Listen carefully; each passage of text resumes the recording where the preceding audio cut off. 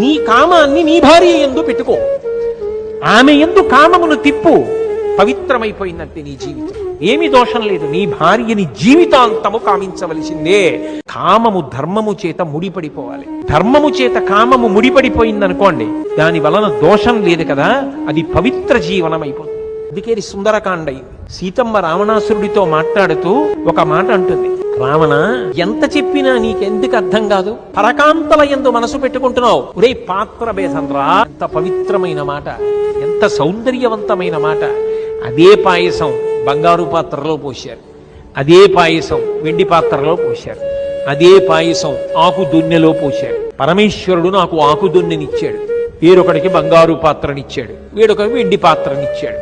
ఒకటి పాత్ర తెల్లగా మెరుస్తుంది, ఒకటి పాత్ర పచ్చగా మెరిసింది. నా పాత్ర ఆకుపచ్చగా ఆకు దొన్నె.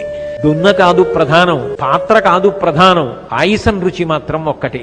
నీకెందుకు తెలియలేదురా రావణ ఇది? ఇది తెలియక అన్యకాంతల యందు మనసెందుకు పెట్టుకున్నావు?